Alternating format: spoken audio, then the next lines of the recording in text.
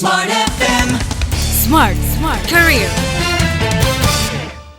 Mungkin Anda bosan dengerin dua kalimat ini, hard skill and soft skill. Tapi ya mau gimana lagi, kalau misalnya dua-duanya tidak dilatih, tidak ditemukan, apalagi itu kan konon kabarnya given from the God ya. Nah, udah dianugerahi nggak kita nurture, ya percuma gitu lah. Ada poin penting yang perlu Anda pahami di program podcast Smart Career kali ini, karena seorang Lolo Sianipar, founder PR Consulting, akan menjabarkan number one soft skill and many. Berarti banyak sekali skill yang perlu Anda ketahui dari kategori sudut soft skill. Kalau lo, apa kabar? Baik. Sehat? Alhamdulillah. Gimana soft skill apa nih yang kayaknya PR banget ya ngomongin soft skill ya? Iya. Tapi mungkin kalau sebelum masuk ke skill aku boleh ngobrolin saran aku nggak sih Boleh ya ke dong. teman yang mau mulai humas ini.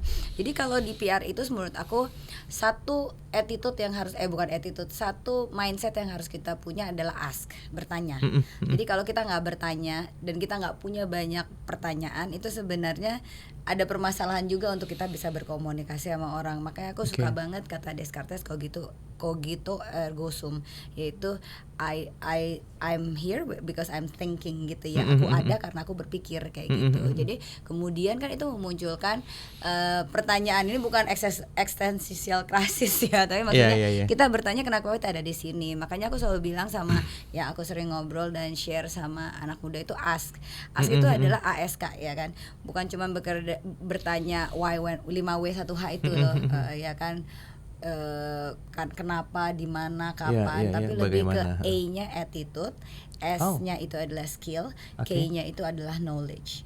Jadi untuk kita bisa sukses di dunia karya, terutama di humas, karena kita adalah representasi brand di awal gitu kepada stakeholder, yang pertama adalah attitude menurut aku. Attitude untuk bisa sopan, tidak malas, exciting mengenai pekerjaan kita gitu, itu yang penting. Dan kemudian aku bilang skill itu, dan kemudian nanti skillnya disupport oleh K-nya knowledge. Kalau orang bilang kan knowledge udah ada waktu kuliah, enggak, karena itu enggak cukup. Karena seiring dengan perkembangan skill kita akan juga butuh untuk menambah knowledge kita. Jadi 3 itu yang menurut aku jadi kunci untuk jadi seorang profesional dan communicator yang baik kayak gitu kan. Nah, kalau kita masuk ke skill ya kan, adalah art skill itu ada 2, yaitu core skill dan non core skill. Nah, untuk core skillnya kita perlu kayak menulis, English, content writing, research, PowerPoint and Excel and everything, Microsoft Office, ataupun kita pakai Apple dan yang lain-lain, itu kita perlu ya. Project management, kayak kita perlu bisa setting objektif dan yang lain-lain, itu sangat penting untuk kita punya. Nah, itu adalah core skill dari hard skill gitu. Itu akan datang, kenapa itu jadi hard skill kan pertanyaannya, karena itu semua harus datang dengan dokumen. Apapun yang datang dengan dokumen, it needs our hard skill gitu. Dan kemudian yang non core skill, yaitu bahwa kita kayak memahami industri, finance, design gitu. Jadi hal-hal yang sesederhana itu kita nggak perlu merujuk kepada orang lain gitu. Kayak untuk kita bisa bikin sebuah konten Instagram yang compose dan warnanya sesuai dengan brand, kan kita nggak perlu selalu berinteraksi dengan graphic designer ya kan. Dari pengalaman kita melihat dari brand-brand yang ada, kita udah tahu oh yang ini kurang benar, terus kontennya nggak bagus, peletakan fontnya kurang oke gitu. Ini enggak. Nah, hal seperti itu sih kita juga harus paham law and regulation. Apalagi di PR, kalau krisis terjadi kita nggak paham law and regulation, kita nggak akan pernah bisa nanganin klien gitu. Karena part dari sebenarnya kita nggak suka ya klien kita kena krisis, tapi aku tuh sebenarnya jujur suka banget menghandle krisis. Karena kayak wah gila, sukses banget yang kayak gitu, ketemu ada rasa ya, itu ketemu sebetulnya. tantangannya dan kemudian terlewati krisis dengan baik, itu kayak sebuah pencapaian luar biasa sih ya. Kayak stimulasi klimaks dan kemudian wah yes gitu kan. Stimulasi klimaks. Gini kalau lo tadi kan kalau lo bilang senang kalau ketemu krisis.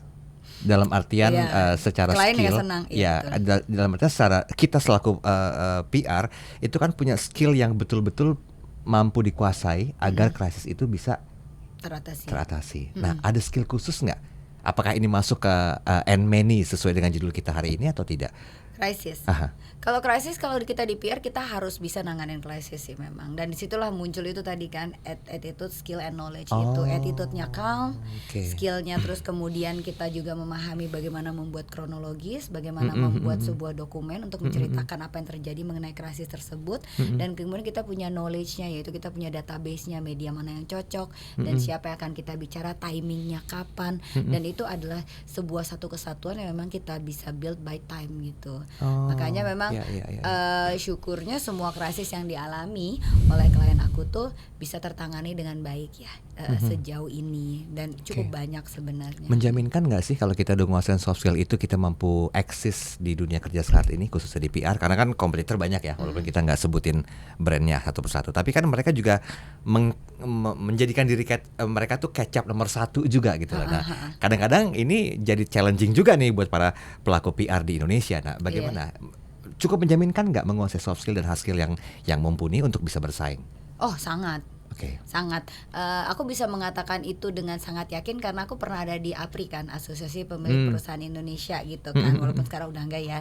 Tapi di situ aku kan bertemu dengan banyak pemilik perusahaan di Indonesia, sekitar 25 agensi lah ya, yang lokal tok, karena nggak boleh ada yang dari multinasional ya. Dan mereka itu sebenarnya memang banyak dari mereka itu yang udah bertahan mungkin lebih lama dari PR Consulting 20 tahun. Mereka memang punya itu, mereka punya basic skill yang tadi itu semuanya manajemen, terus kemudian juga kemampuan untuk structuring messaging, structuring project, dan kemudian dalam bentuk law and regulation and riset mereka juga kuat kayak begitu sih. Makanya aku percaya ini pasti akan membentuk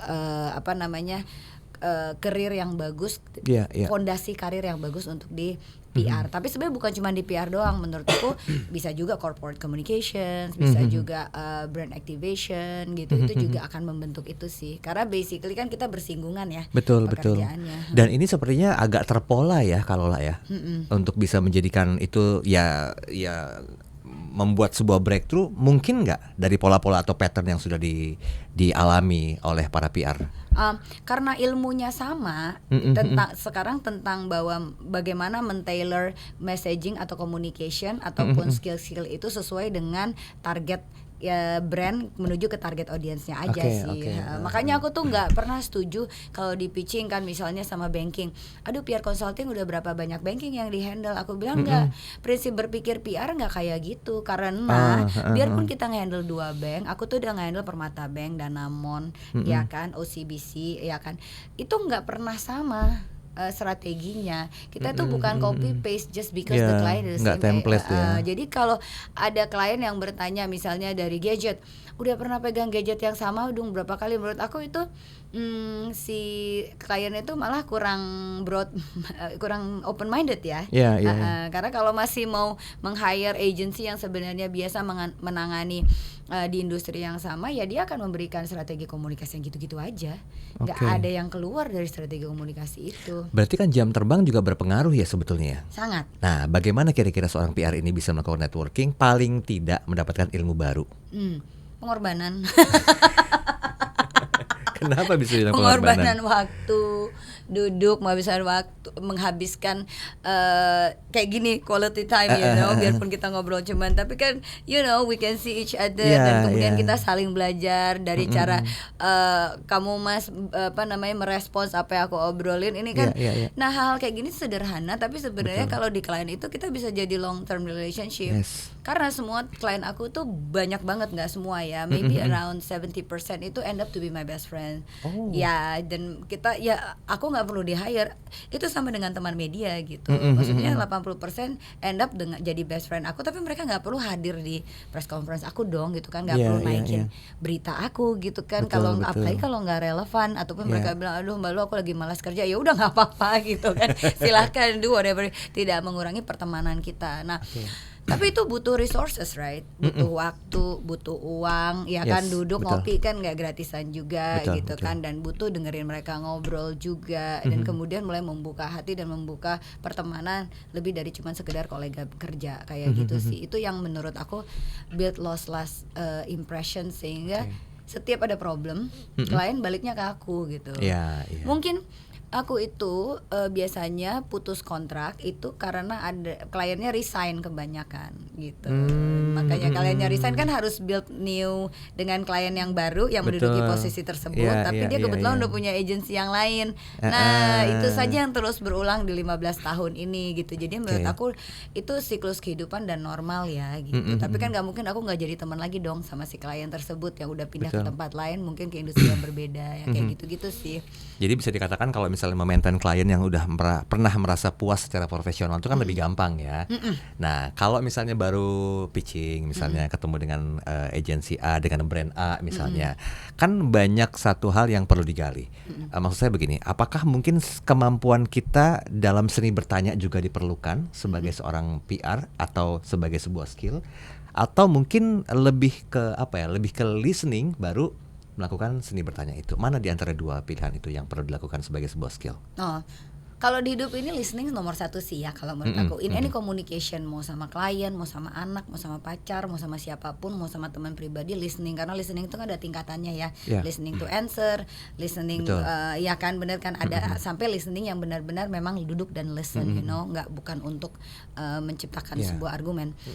Nah, setelah kita bisa listening dengan baik dan benar tanpa di kepala kita itu ada gue mau balas ini nanti, gue mau balas ini, dia ngomong itu nanti abis ini aku mau balas ini gitu kan. Nanti kita bisa baca read between the lines, you know. That's the hardest part kalau kita ngobrol sama orang. Orang bisa ngomong sesuatu tapi sebenarnya dia punya hal lain yang ingin disampaikan, bukan itu gitu kan ya. Kayak aku lapar gitu. Mungkin dia bukan lapar, mungkin dia bisa jadi minta ditemenin nongkrong karena dia lagi stres. Bisa jadi kan karena ada sebuah pola komunikasi dari intonasi dan lain-lain yang membuat dia merasa bahwa sebenarnya kita harusnya klien juga kayak gitu. Kadang-kadang mereka ceritain mengenai objektif, terus mengenai target audience, dan kita terus karena kita good in listening, kita akan bisa mendengarkan bahwa percakapan itu bukan menuju sana, sehingga kita bisa memberikan solusi yang lebih baik kayak gitu sih. Baik. Saya masih punya waktu dikit nih. Saya mau nanya ini, kalau etika diposisikan nomor berapa dalam skill seorang PR? Wow, itu attitude sih. Nomor satu sih. Lebih ke masuknya ke attitude ya, etika itu ya. Attitude, nomor satu. Attitude itu ya tadi being genuine, ya kan, team player, terus juga observation, work ethic itu masuk ke dalam attitude yang aku bilang. Makanya aku selalu bagi ini dalam 3 hal sehingga bisa kita tahu kita kurangnya di mana gitu kan. Kayak mungkin attitude aku bagus tapi karena era digital knowledge aku kurang bagus, so I need to grow more. Aku harus ambil buku-buku baru untuk dibaca. Mungkin aku ngerasa skill aku bagus tapi di AI aku nggak bagus. Aku belum baru cuman bisa Canva dan ChatGPT misalnya. Pas sementara di luar sana ada Gemini, ada yang lain-lain. Aku harus lebih gali lagi, ada bikin video dan yang lain. Nah, itu mau gali lagi lebih jauh. Jadi skill harus di-build lagi gitu sih. Baik. ASK, attitude, skill, and knowledge. Itu 3 poin penting yang perlu dikuasai sebagai sebuah skill. Walaupun masih banyak lagi, tapi sayang sekali waktu kita terbatas untuk bisa membahas semuanya. Tapi jangan khawatir bagi Anda yang terus ingin menggali informasi dan pengetahuan terbaru tentang bagaimanakah Anda ingin menjadi seorang PR, belajar yuk di podcastnya Smart FM, khususnya bersama dengan Kak Lolo Sianipar. Terima kasih, sampai ketemu di edisi berikutnya. Sampai jumpa. Thank you. Smart FM. Smart Career. Make your future better.